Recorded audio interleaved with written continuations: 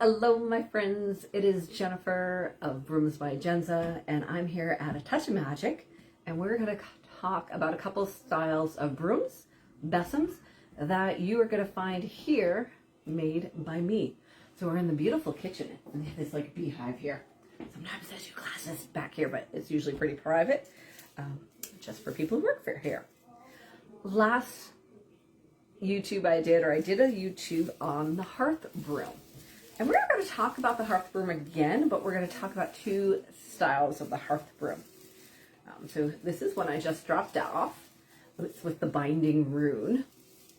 So a Hearth Broom has shorter handles. That's why it's a Hearth Broom, because you can get into a hearth, right? It's shorter.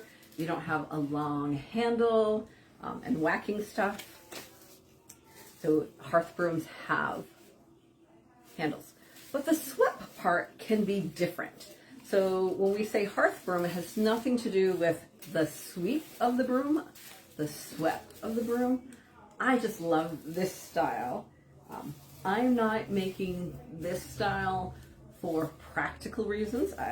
If I was making it for a practical reason, it would probably be cut, have a flat bottom, not this wispy bottom. The wispy bottom, those are good in a practical sort if you are doing cobwebs and stuff. But for getting into spaces, if you're on the floor, if you're actually sweeping, you want this to have been, you want a haircut. You want it to have a flat. When I'm saying flat, I don't mean flat this way. I just mean the bottom, if you can picture that, would be flat, like cut off. The swept of it. But this is a round style, and a round style, and then I have a flat style. Both of them, they're attached to the handle similarly. And this way of attaching can vary from broom to broom. They can have the stem here, and they can do the plaiting work or the braiding work, however you want to say it.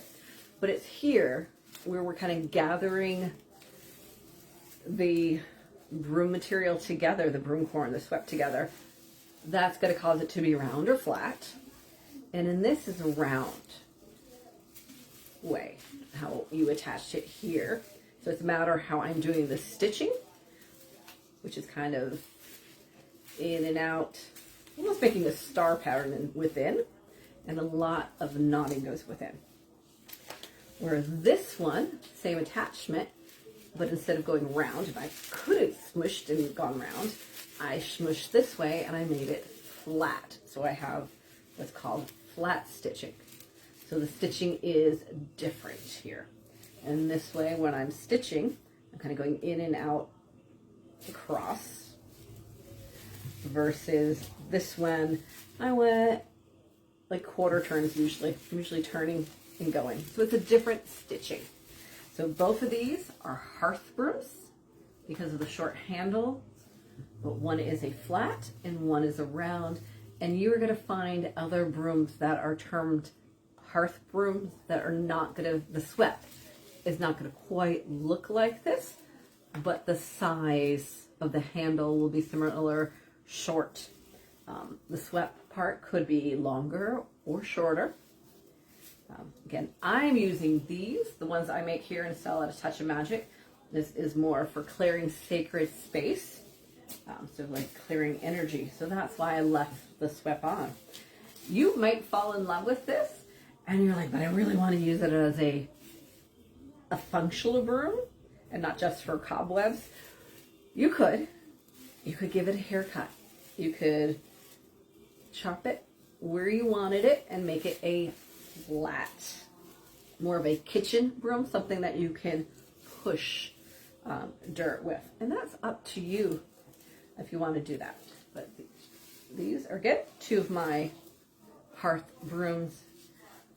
These two were a collaboration with the Leather Lass, which these medallions here are binding runes. So these two available at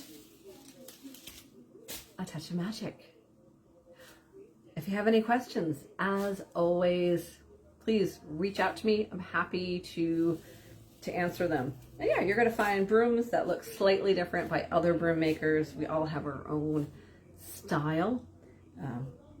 But that definition of a hearth does not change too much, but the styling is going to change. So, flat, round. Have a great day, my friends.